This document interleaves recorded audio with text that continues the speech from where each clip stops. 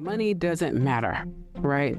And why does it matter? Usually people who say things like that tend to throw money at problems with inadequate solutions. So they start to think money doesn't matter, right?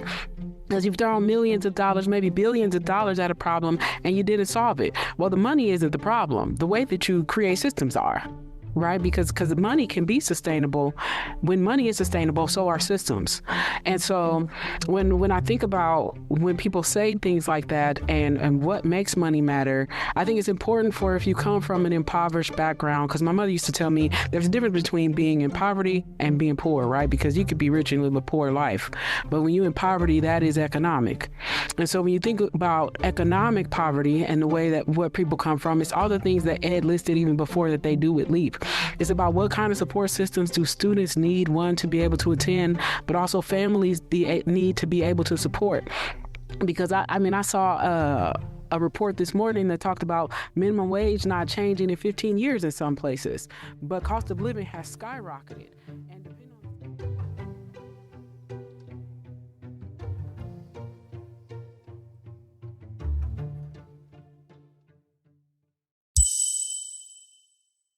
This is Dr. Rosa Rivera McCutcheon, author of Radical Care, Leading for Justice in Urban Schools, and you're listening to EdUp Accelerated Excellence.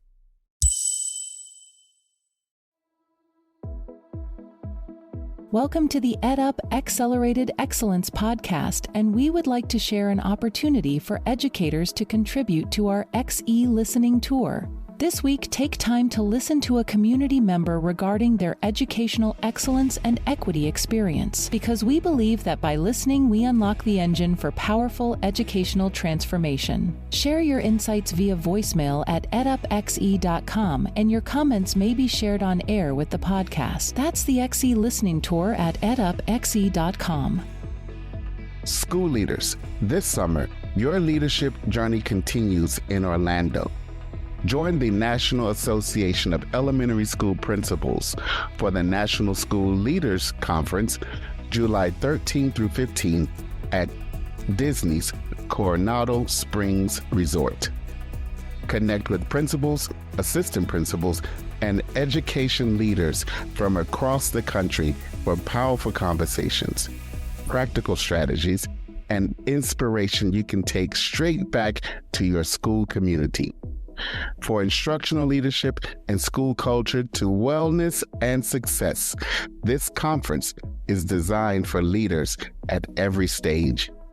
Learn more and register today at naespconference.org. That's naespconference.org.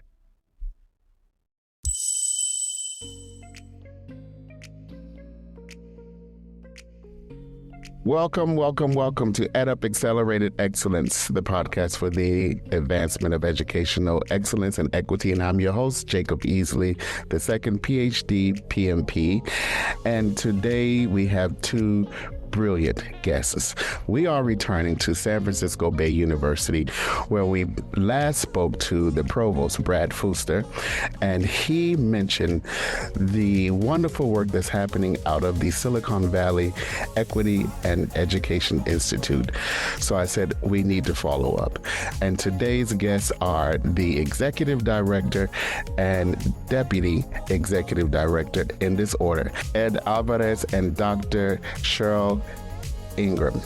So I'm going to ask both of you, if you would, to introduce yourself to the EdUp Accelerated Excellence audience by giving voice to your name as only you can, and just tell us briefly what's top of mind about the work that you're doing at the Institute. So we'll start with you, Ed. Sure. I'm Ed Alvarez, and my background is that I've spent the past 25 years in education, both at the undergraduate level as well as graduate level. I've been involved in the operation of a university that served only low-income students. I've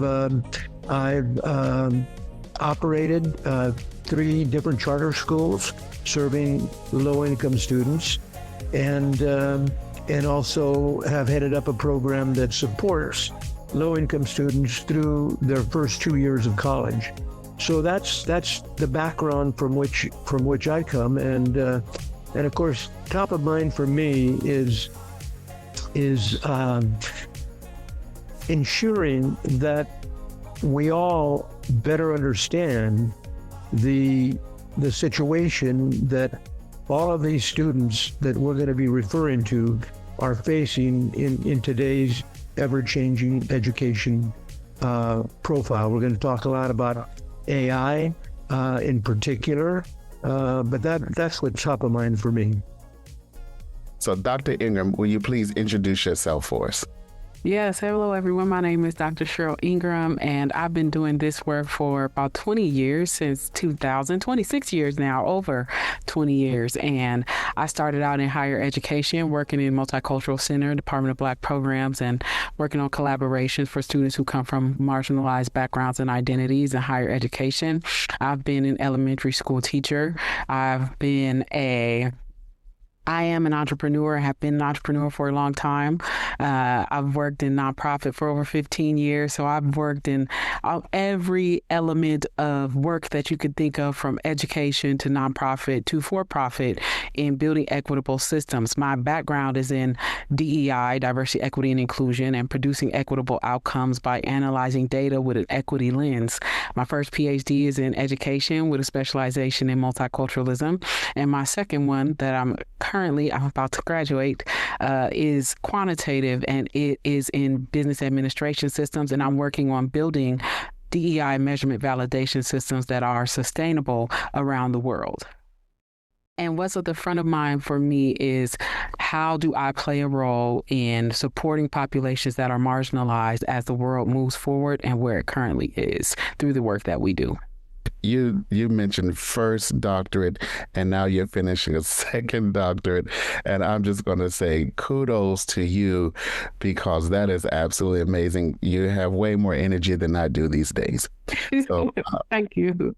And I'm so pleased. Go ahead. No, I'm thinking that we're going to start addressing her soon as Dr. Dr. Squared. I love it. And but today, if it's okay, we can use first name. That's okay. Perfect. So both of you, which is so amazing, you have backgrounds in both P-12 education, and you're currently now working in higher education. But I want to take us back a bit, because I think it's important to let folks know, how did you come into the profession itself? What drove you to nurture your passion for education? Well, beginning with me, let me say that my parents only achieved 8th grade education, but they were very clear as immigrants coming into this country that their children needed to go further. And of course, I was the firstborn, and so I received the first opportunity to do that. And so as I practiced law for 25 years, and at the conclusion of that, I decided that a more worthwhile that my time could be more worthwhile spent in doing the things that supported me, or addressing the issues that supported me as I went through undergraduate, law school, and postgraduate work. After that, I taught in the law school. So all of that is what's brought me to where I am now. And for me, I grew up in a low-income area, poor, Black, had a very supportive mother, and my family and my grandmother was a community advocate. And my mother kept me in what we used to call the Afro-American bookstore in our neighborhood, teaching me about systems and how they impact people who come from poverty, especially Black people. And I'll never forget it. The one reason I jumped into education is when we first went to college. I went from Omaha, Nebraska to Las Cruces, New Mexico, and 13 of us went down there from the same neighborhoods because we grew up together, but also a friend of ours got a scholarship, so we all went down there. By the third year, there was only 2 of us left because everyone else just had to go home for a number of different reasons, whether they were pushed out the institution systemically or their personal reasons that they had to go home, but they didn't complete college, and it was always related to either something socioeconomic or bureaucratic in the institution. So that really drove a passion for me to investigate systems to understand why students don't complete education, because I had just been seeing it my entire life since high school, but especially in college. Thank you both for that. So I can really see how those experiences can drive passion, particularly for the work that you do today to support students who may not be successful were it not for your efforts and the efforts of your team that you work with there at San Francisco Bay University. So, Cheryl, I want to start with you. Your work sits at the intersection of research, identity, and systems accountability.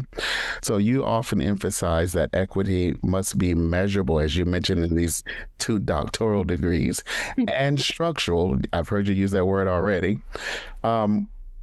So when did you begin to see the world in that perspective? You know what? To be fairly honest, I've never been asked this question before, but growing up in elementary school, I was in gifted programs for math and science. And so I started to see the world through numbers probably at the age of 6 when I first got identified and put into science and math programs specifically. And we used to go to these challenges. I was in a group called MESA, Math, Engineering, Science, Achievement. And they would give us difficult problems to solve, and we would have to use math and critical skills. And I think that's really the first time I started to see the world through that kind of lens. Oh, so that and I know that program, and Ed, your work with the Latino Education Advancement Foundation, you achieved an 87% college completion rate for low-income first-generation students, and Dr. Cheryl is giving you the snaps. So, what were the key conditions that made that achievement successful? 87%. Yes, thank you. I've always felt that the system doesn't directly address the needs of students, whether it be undergraduate or during college. And so what I did was I designed a program that I felt would address the needs, and that program consists of providing our scholars with some financial support, partnering them with mentors that attended the same schools, same background, and providing those mentors with financial support.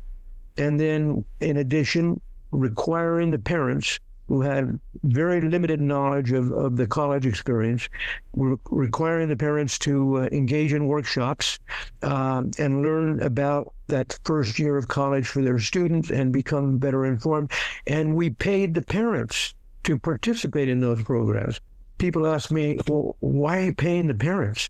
And I said, my answer was, or is, everybody else at the education table gets paid, so why shouldn't the parents? Why are you paying the mentors? Well, the mentors are actually holding 2 or 3 jobs during their college career. So if we're going to take part of their time, we need to pay them for that. We've been very successful in that regard in getting a significant number of mentors. And then we establish an emergency fund. And that fund is, we distribute maybe $50,000, $60,000 a year out of that fund. And that fund provides a student who's ready to drop out because they can't pay their car insurance or can't pay a month's rent. And we found that if we give them that 1 month or we give them that one payment, they stay in school. I mean, we know this in this 87% rate. And then, of course, not last but least is the mental health.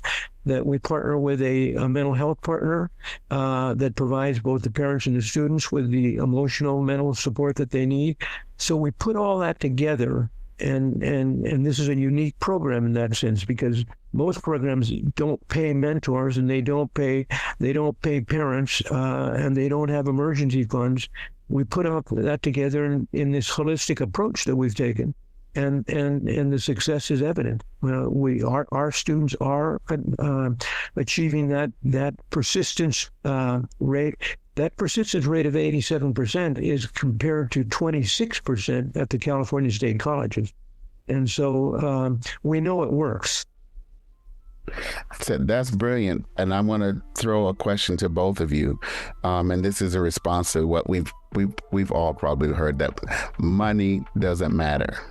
Money is not the solution. So in this case, you talked about incentivizing, and I'm going to change the word from incentivizing, also supporting the mentors and the parents. Mm-hmm. Why is funding important? Why is money important in these type of ventures to support students that perhaps come to college underprepared? Let me take the first stab at it, because I just had a discussion with a group that's based in Washington, D.C., Northeast Washington, D.C. They operate a college support program, a career and college support program for high school students. They have 150 students that they offer this program to. All 150 are African American. The average family income of that group is $30,000 a year.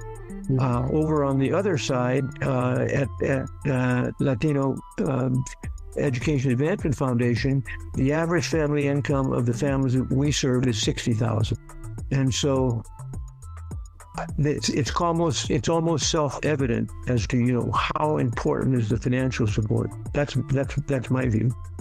Cheryl. Yeah, I think so. You said an interesting phrase, Jacob, if I may make sure I repeat it accurately, that money doesn't matter. Right.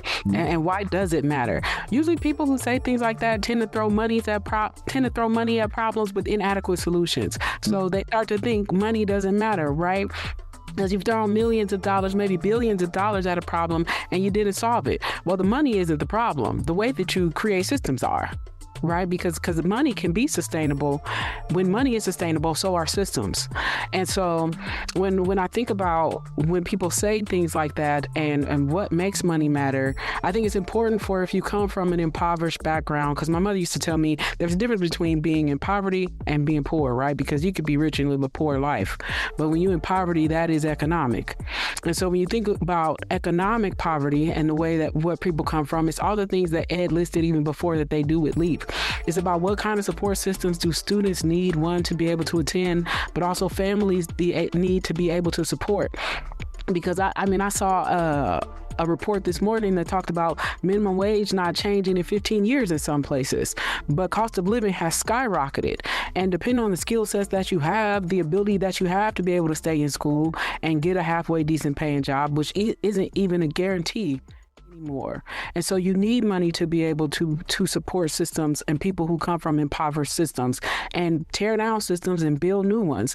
And the amount of money that we spend matters, but also the way that we spend it matters, and the way that we measure it matters, because I think that people often look for measurement in order to give you money. They want to see outcomes. But what you have to understand is you also need money to get to those outcomes. And so we sometimes create a double-edged sword in the space of giving and support when it comes to sustainability and what does it look like to support a Black or Latino or Asian or even a white student that comes from an impoverished background in our institutions that we built that aren't made to support those students unless we have systems like student support services, financial aid, loan grants, and not loans that they have to pay back and go into debt once you graduate even from undergrad, or your family gets in debt trying to get you through college, right? So that's part of the reason why money matters. Yeah, I really like that, and I felt a tingle as you were talking, because you're talking about systems, which I think is so important. And oftentimes when we think about solutions, or even we say, what is the issue, we're looking at the manifestation, but not necessarily the cause. So we are trying to address what we see as the outcome, but that does little when we tend to replicate the same issues because we haven't gotten to the root cause, and it does take a systems approach.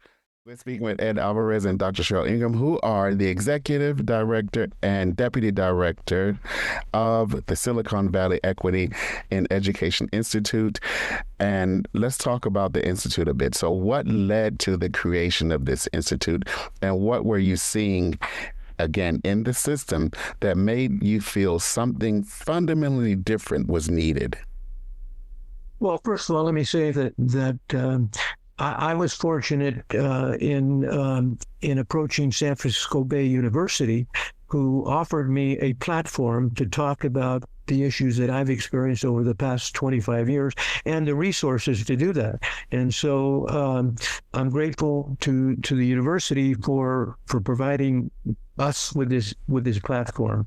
And of course, what it's all about is addressing the inequities that exist in the system today that really limit both the social and the economic mobility of these students, of this part of our population that comes from low income, low poverty areas, that come from backgrounds where their parents have limited education, where they don't have a network to support their endeavors, and so Cheryl and I have spent a lot of time talking about how can we address those problems, how can we address those issues in the Institute, and I think we have a plan to do so. But that's part of the work that we're doing. You want to add to that? Yes. So, and everything that Ed said, I second that.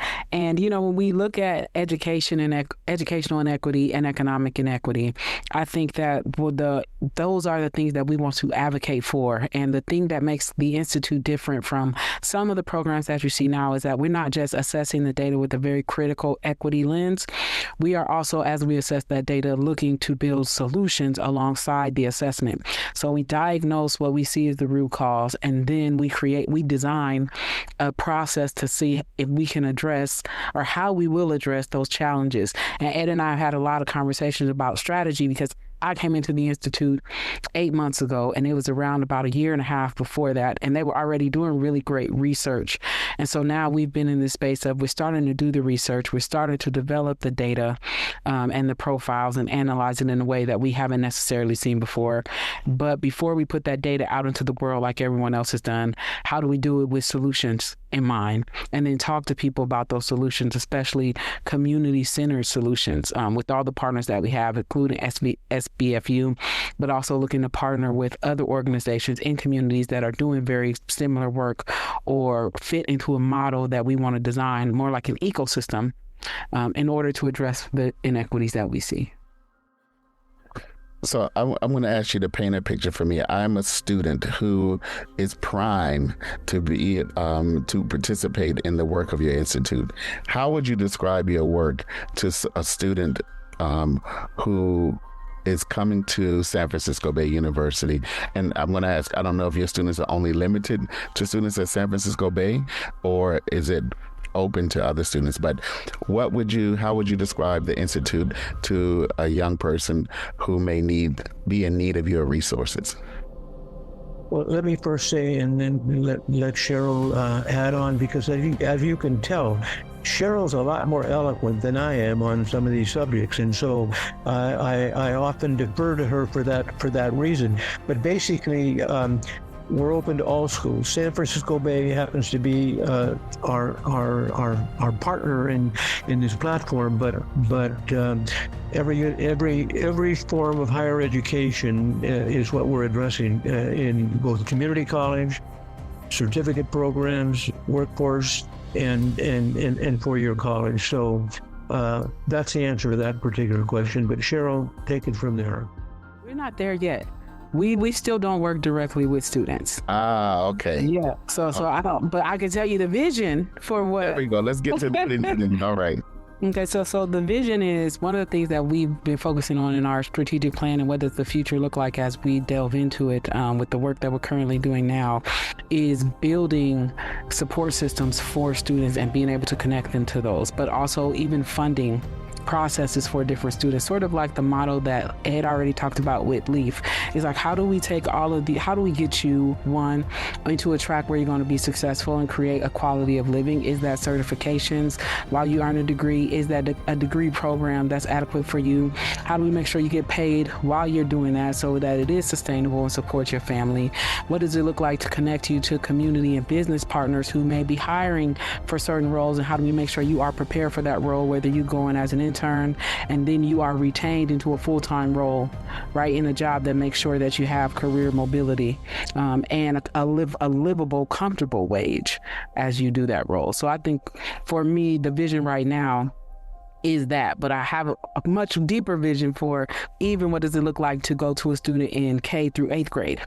Right. So as we work with, for example, AI solution companies that focus on math and literacy, how do we diagnose students who are struggling in those particular areas, and how do we link them with the proper tools to be able to get them to a place where it is successful, where they are meeting expectations or exceeding expectations for math and literacy? So I see us as being the bridge to make sure that we connect and offer those services and develop innovative programs for students in K through 8, but also 9 through 12, and then into higher education. So it's the 3 different sectors that we want to build support systems for.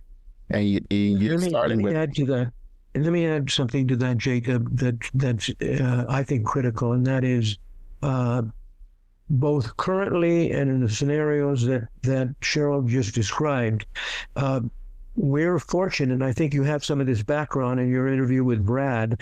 We're fortunate that we're part of a university which has a curriculum that's AI driven, both undergraduate and graduate courses. And so it's very clear to me that we have to take that AI expertise and deliver that as part of this support to students. That they have to have AI fluency and literacy as they move forward through this system. And, I can comment a lot about that, but AI is an important part of this. Yeah, Brad did mention San Francisco Bay University as a disruptor. Using and leaning in on all of the merits of innovation. So we know that whenever you do have merits, there's always going to be some other issues, and we can talk about that in a minute. So Cheryl, for clarification, you're starting the focus currently is for college students, but with the aim of expanding to students at other levels. Yeah, and our current research is mostly K through 12 right now. It's where we focus in the beginning. So let's talk about the research, because I've read a couple of your reports, quite sexy, by the way. And in your study, you describe a dual equity crisis, declining enrollment along with widening disparities. So what does that actually look like in the day-to-day experience of students that you are thinking about and then the work that you're researching? Mm-hmm. Ed, do you want to go first, or you want me to? Yeah, I'll make a comment on that. I mean, the in particular, the dual enrollment goes to basically how schools are funded in the state of California. And that funding is a two-part story. One part is that you can either choose to take your funding from property taxes, or you take what the state is allowing you to have and is available for you to have. Those that take their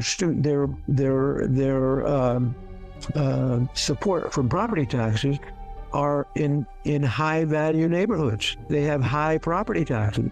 And so they're always going to choose the property taxes over the state allotted income. And so that immediately causes, this disparity in terms of how much money different schools get to support their students. And so that, I think, that's the first part of this.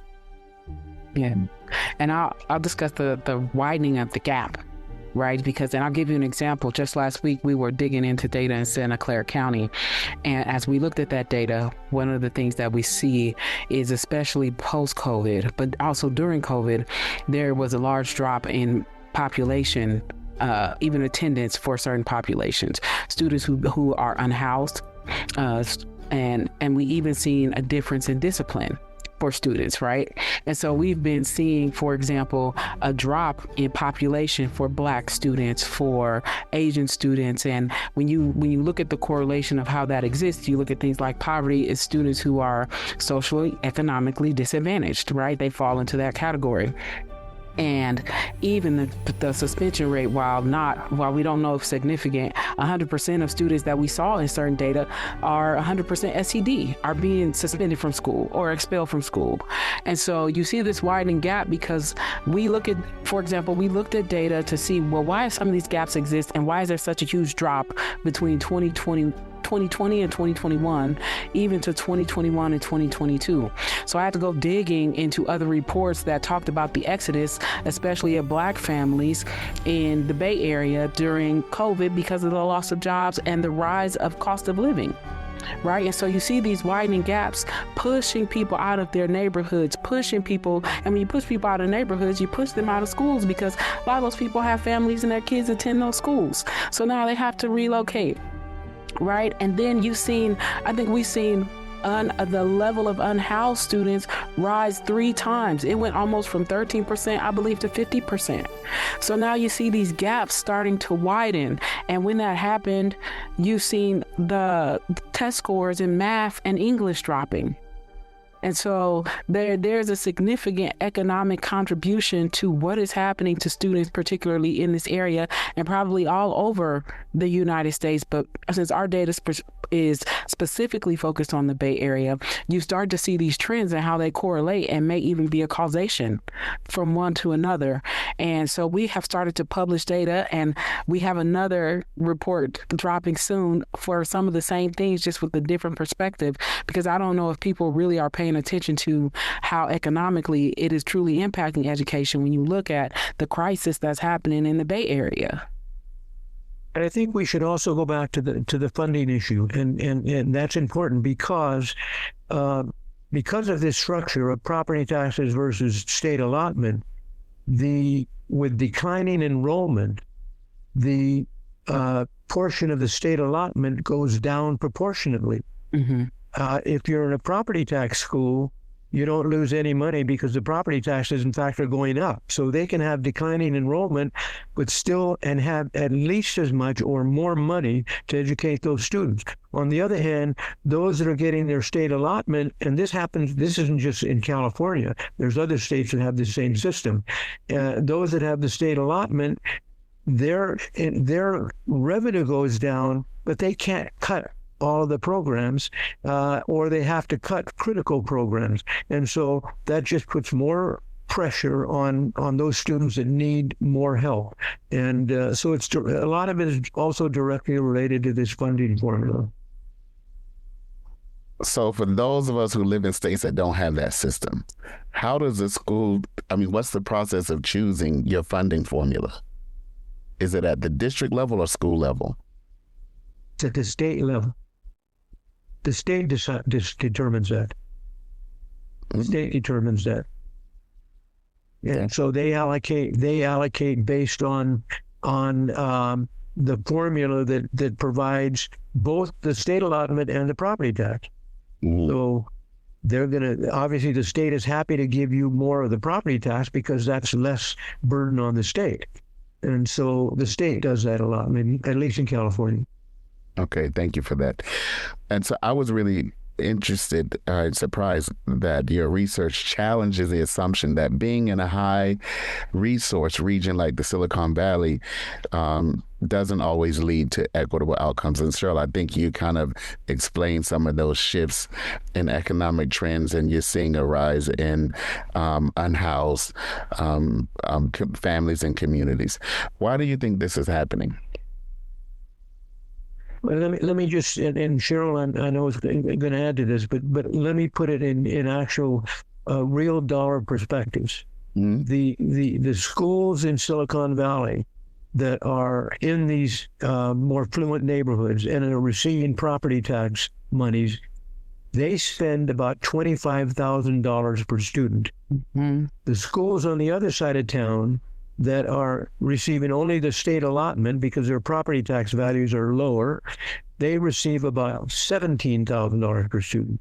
So there's $8,000 per student that can be invested in education in those affluent neighborhoods versus low-income neighborhoods. And you just asked me a huge question. I'm going to try to be as succinct as possible, Jacob. But when you think about why that's happening, why poverty rates are increasing, I think we can't have that conversation without discussing, for example, big tech and what has happened since it has moved into our neighborhoods. Right. And it's created some of these high paying jobs, but the people who are living in the surrounding area aren't being hired for those jobs. Now, that's a whole nother conversation that I won't get too deep into, but you've caused the median income to go up, and you're hiring people, but a lot of those people are not from those neighborhoods. You move them in, and then the people in those neighborhoods get moved out, which is gentrification. Right. And then you have this increase in poverty, and you have this increase in being unhoused / homelessness, depending on which language you decide to use, because families can't afford to live in that area. For example, if you look at Oakland, median income is $90,000 for a family of four, right? But the poverty level is what, Ed? Almost $40,000 per year on average.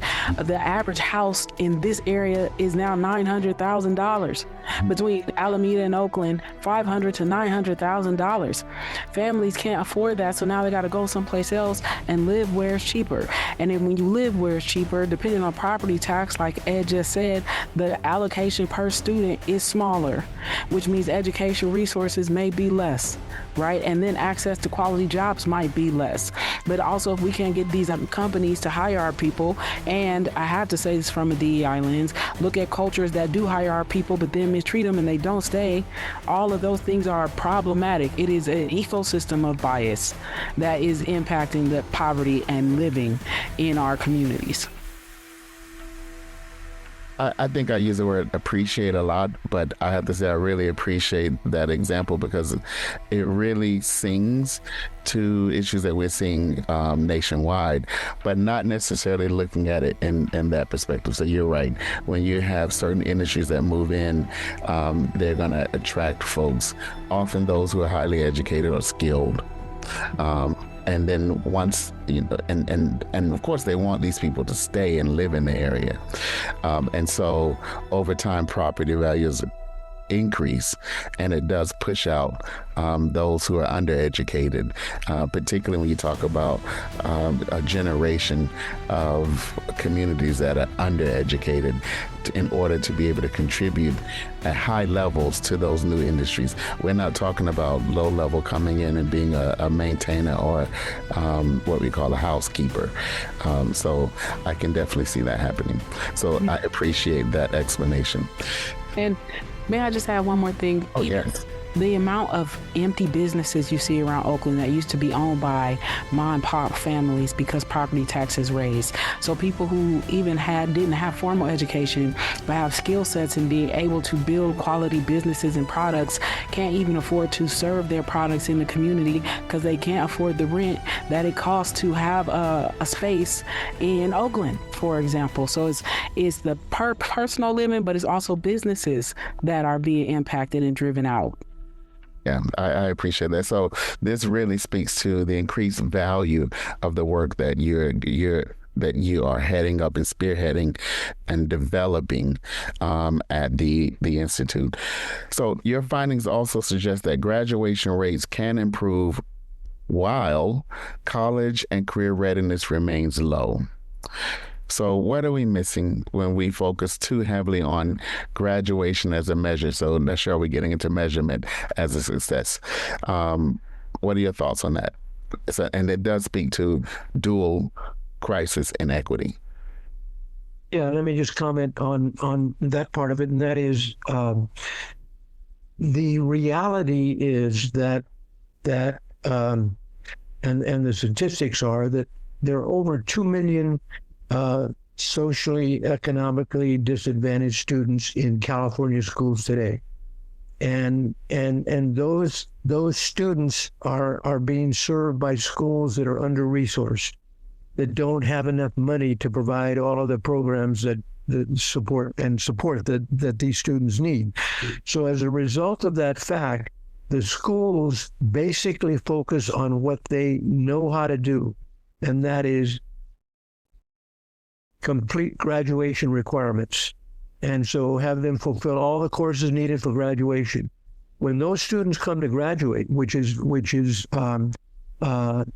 almost 2/3 of the students, they're only prepared for entry-level jobs. They are not prepared for a college or career because they haven't been prepared or been given the opportunity. And so they graduate with the only avenue available to them is a minimum wage entry-level job. And then I get back into AI that those minimum wage jobs are going away. They're not going to exist anymore. So what are we going to do with that, with those families and those students that are impacted that way? And so, that's where I come from. Yeah. I was literally going to say everything. I agree with everything Ed said, because that is what I would say.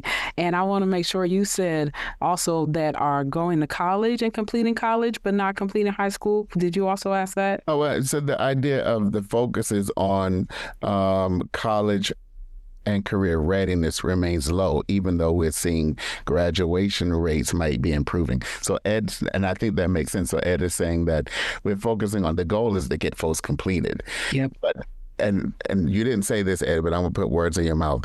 That having folks complete does not speak to the quality of preparation.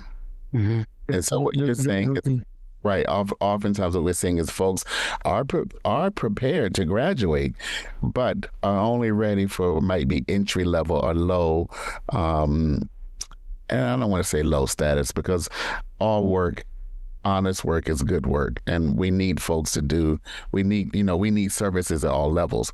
But in order to address the challenges that Cheryl mentioned around the rising costs in a particular region, even though you've now graduated, you probably won't be able to stay in your own community. You have to go somewhere else. Can't afford it. Yeah, and again, I keep going back to the funding, and the reality is that in these under-resourced schools, they do not have the capacity to provide the college and career type of classes that these students need. Career pathway classes, more college prep classes, whereas on the other side of the coin, there are schools that the schools funded by property taxes, they're starting their students in the 6th grade with college and career counseling. That doesn't exist in under-resourced schools. Their hands are full with just getting them to graduate. Yeah, and I have nothing truly to add to that. Ed said everything I would have said about students graduating and not being prepared. And also about AI, all of those things. I snap and second that. Now, AI, we're going to talk about that. So your approach emphasizes early and sustained investment, starting at as early as K-8 with mentoring and exposure to AI and real-world learning. Why is early intervention so critical from your perspective in closing the opportunity gap? Yeah, I'll start that. I think that it is so critical because at an early age, you start to expose students to capabilities of what they will need in order to be successful in either higher education or career and or both, right? And when you think about how we build those things, if you look at data that we've created or that we've not created, and data that we found about K through 6th grade education, you still see that there is a decline in math literacy and reading literacy. And currently what our systems are doing are not working. But we also seeing more schools are being closed. Just 2-3 weeks ago, San Jose closed 6 elementary schools, 5 elementary schools, right? Because of lack of resources and even attendance in those schools. And so I think that it's important to expose students to what the future looks like, but also keep in mind how fast it is evolving and teaching them to evolve with it, right? Because like we said, those early jobs, those jobs that you can get at 14, 15, 16 years of age are no longer going to exist. So it's like, how do we prepare students for career mobility even at an early age? Because what if you don't want to go to college? Right? What if you want a good paying job outside of high school? What does that look like? Or even while you are in school trying to help your family survive.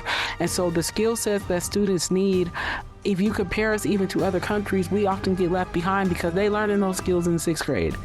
They learn those skills in early education, and we have to start teaching students that in a way that is, and I have to say it, culturally relevant and cultural pedagogy and andragogy even, to teaching our children how to be a part of systems and not just be a part of them, but also build them, right? Because we want them to be innovators and creators as well as participators. And so I think sometimes we train and industrialize our students to become part of a system and to keep it functioning. And we have to do more even intervention in teaching them how to build their own. And we just not there. Mm-hmm. I'm pausing because Ed, I don't know if you want to add anything. I'm just, I continue to be, let's call it hung up on how funding impacts our ability to address these problems. And just to give you another example, in our area, we have, as I indicated, the schools get about $17,000 a year to educate the children. There's a private school, part of a national chain that I was involved with, the Cristo Rey Jesuit Academy, that's also lives in our area and recruits exactly the same students, and they spend about $25,000 per student. 100% of their students graduate ready for college or career. 100%. So again, going back to your money matters and what we're talking about, we can solve this problem by either redesigning the system, reallocating resources, or getting more resources. So again, I'm hearing systems and resources matter. Yeah. And I would say, I want people to understand that when I talk about systems, we're speaking about people as systems and the roles that you play in building them, because the educators, the administrators, those people, we need those people, right? And a lot of them, I think, know how to do it and know what to do, but are at capacity when it comes to resources. And that includes people as resources and support systems. When you look at ratios of students to, for example, support staff and teachers in K through 12, but education. So I just want to add that layer that when we talk about systems, y'all, we also are including the people that make the systems function. I concur with you on that one.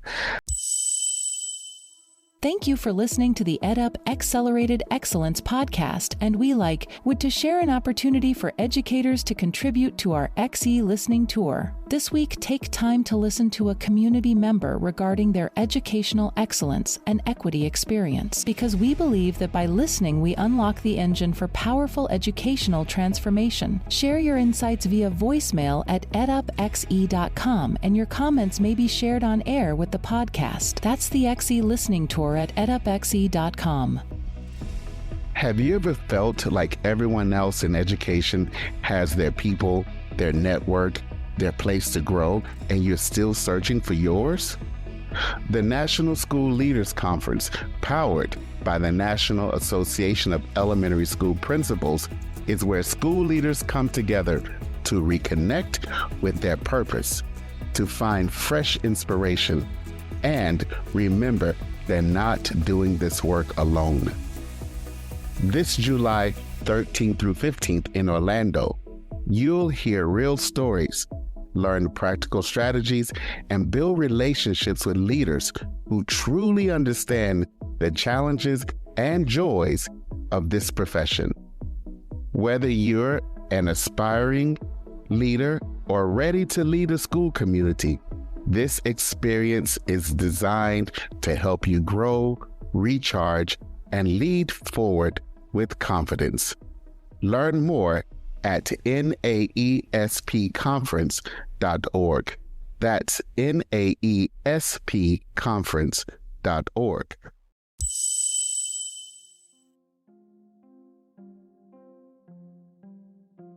So I'm going to shift just a bit. So you're integrating AI into learning and workforce preparation. And so this is sort of the tenets of San Francisco Bay University as well. What does that look like for folks who have not had a chance to interact with the Institute, that integration of AI into both learning and workforce preparation?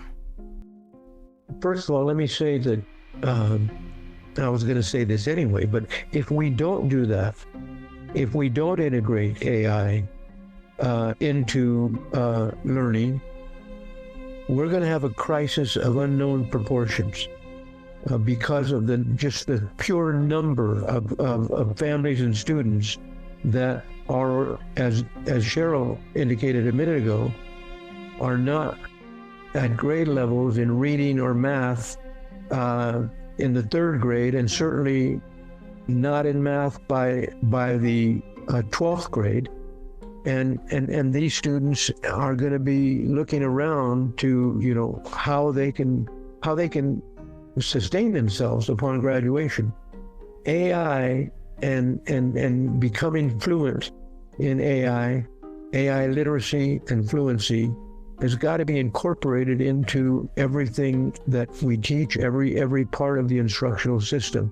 And I think that, you know, here at the Institute, we're going to advocate very, very strongly for this. It's a social justice issue as far as I'm concerned.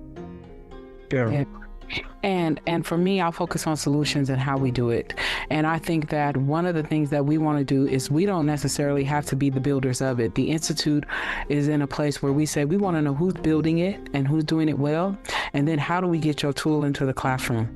And then how do we measure it and scale it to get it into other classrooms? So our goal is to link with innovators, but also build spaces in education where students can become the innovators in that space. So there's two dimensions to that for us: community collaboration and then implementation in education.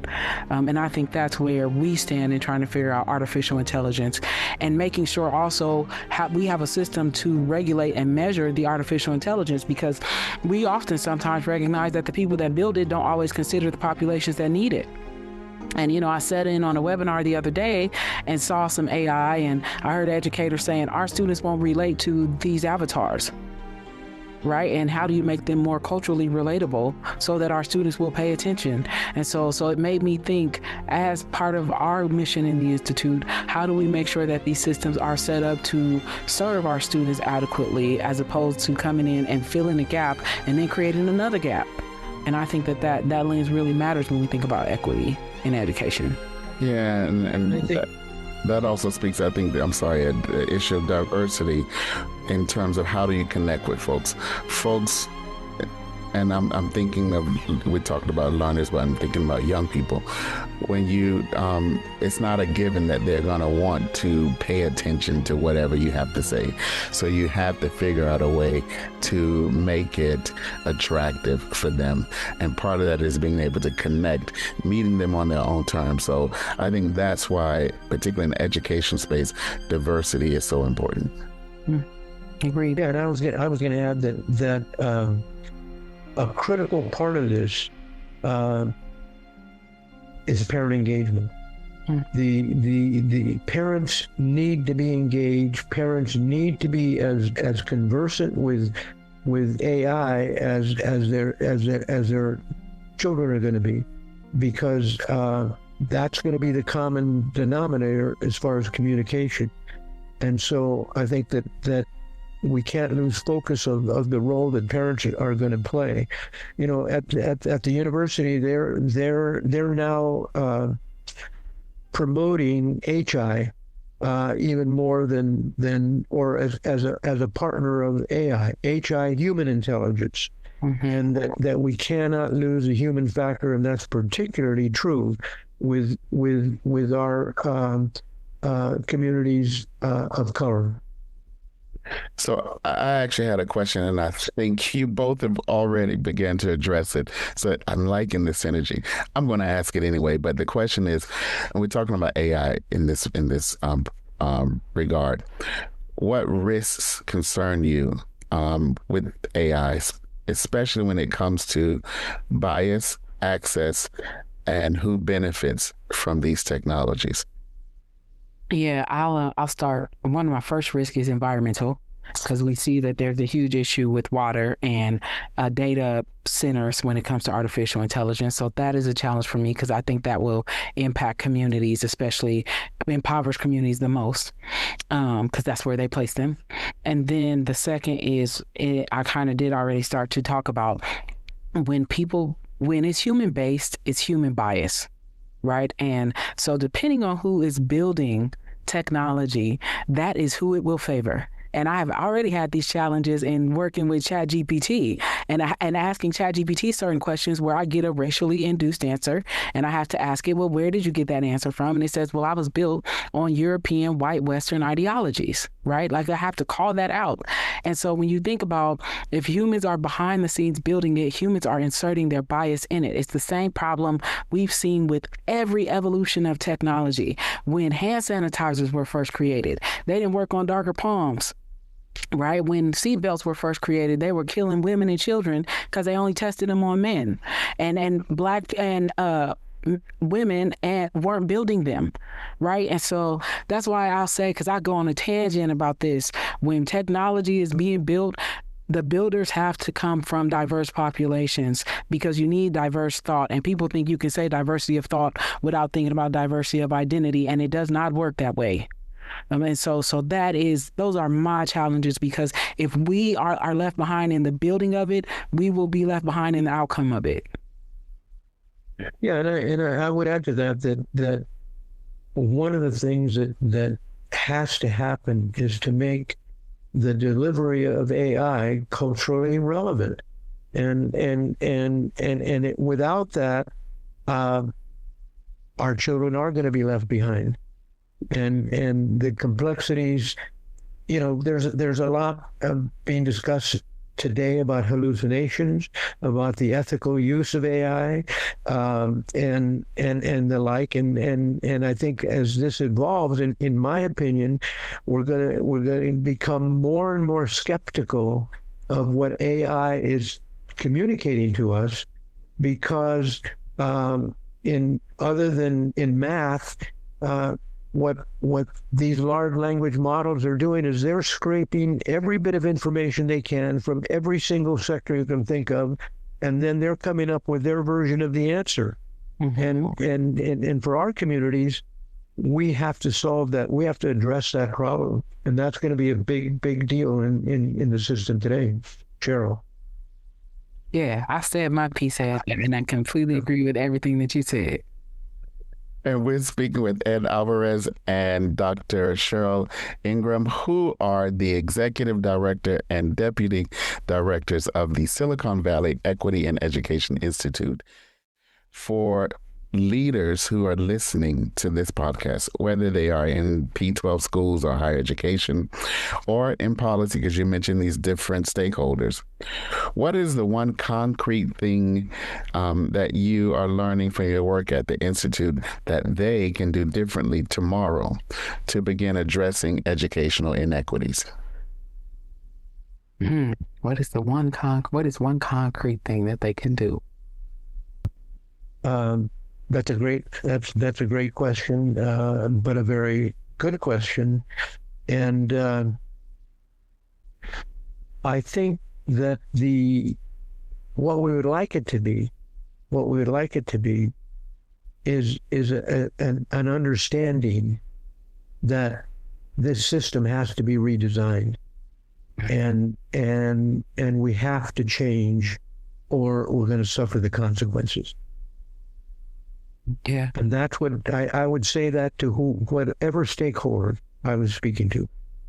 Yeah, I would echo that and add a layer of even dismantled systems, right? Because I think in education sometimes we see a lot of traditionalism in the sense that we've always done it this way and it's not working. It's never worked. Whether it's No Child Left Behind, Race to the Top, you think about all these initiatives that we've put a ton of money behind education, they've never worked in the way that we hope that they would. And so at some point, I want leaders to get into a space right now, not some point, it is urgent now, to think about how we dismantle systems and redesign them to work in a way that they never have before.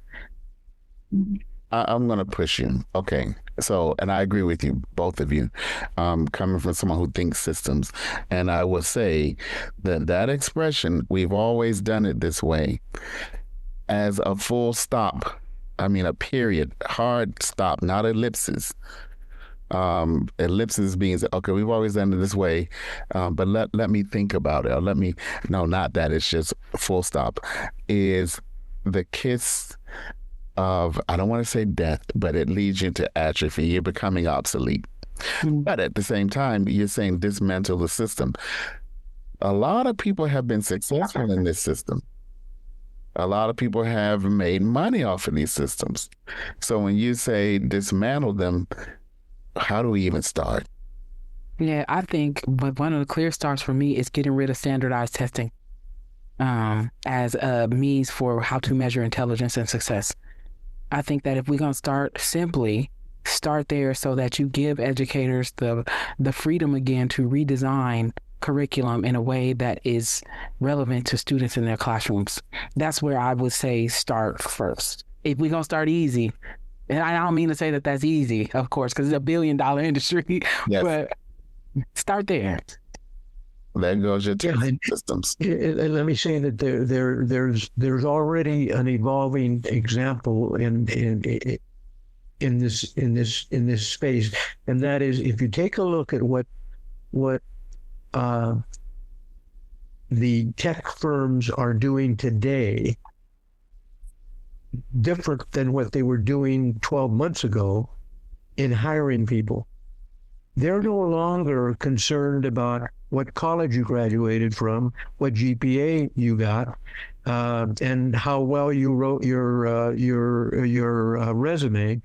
What they want to know is, and they're doing this, they're now interviewing, their interview really now consists of what critical skills have you learned and what project-based learning do you have, and we're going to give you a project as part of the interview process to solve.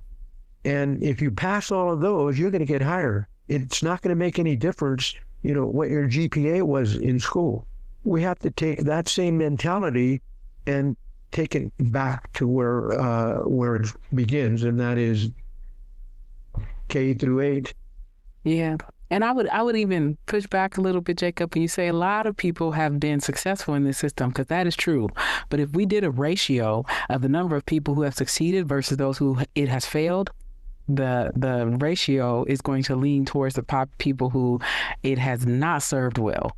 And I agree with you. My point to that was those who have been successful in the system are likely to have a challenge to changing or dismantling the system. This is correct. And I don't think we'll ever not face that.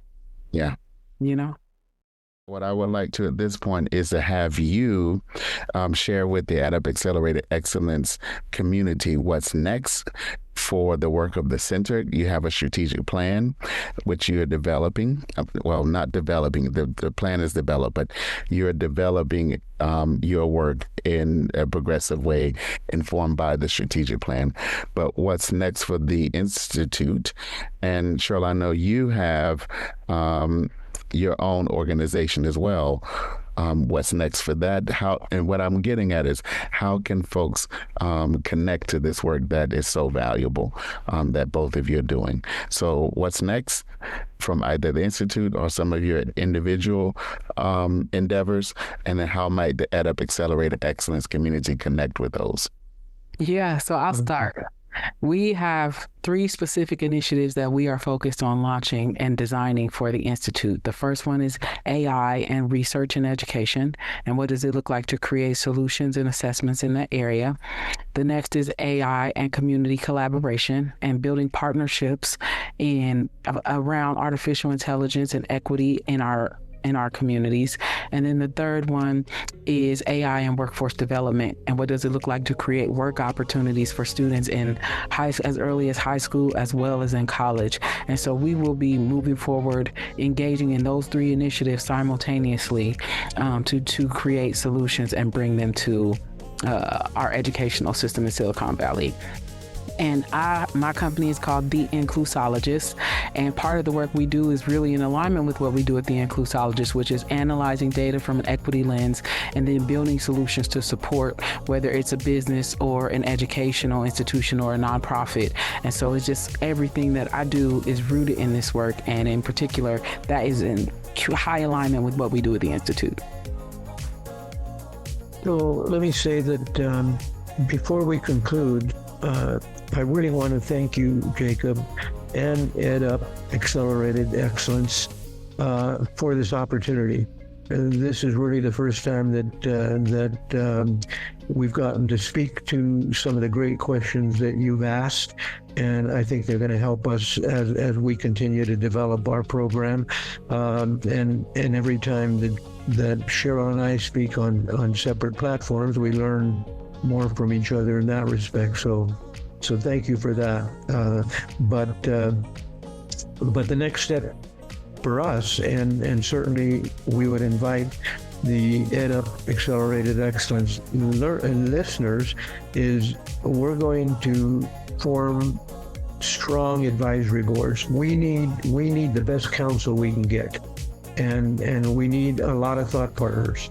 And so the advisory boards are going to be the way in which we do that. So if you have any listeners that are interested in this subject, I'm happy to share our contact information so that we can engage them in this discussion as well. So thank you, Jacob. Oh, thank you. Thank the both of you, actually. And we're going to put your contact information in the show notes. So there you have it, folks. If you are interested in the work of the Silicon Valley Equity and Education Institute, and you don't have to live in the Silicon Valley, clearly, then do reach out to Ed or Dr. Ingram. And with that, I want to say to the both of you, thank you for this opportunity to learn with and from you, because I've also learned something as we seek to advance educational excellence and equity here at EdUp Accelerated Excellence. Thank you both. Thank you. Thank you. Thank you for engaging with EdUp Accelerated Excellence, a member of the EdUp Experience Network of educational podcasts. And we encourage you to participate in our XE listening tour by listening to Educational: The Stories of Others and sharing your thoughts with us at edupxe.com. School leaders join us at the National Association of Elementary School Principals Conference in Orlando, Florida, July 13th through 15th. Learn more and register at naespconference.org. You can find this and other episodes on Spotify, iHeartRadio, Apple Radio, YouTube, and other outlets where you listen to your favorite podcasts. If you like this episode, don't forget to follow us and share within your network. To leave a comment or suggest a guest, contact us online at edupxe.com. A special thanks to our research assistant, Emma Worthington, a PhD student of Fordham University's School Psychology program. And we want to hear from you. If you have feedback on this or other episodes, or would like to nominate a guest, contact us online at edupxe.com, where you can leave an email or a voice message. That's edupxe.com.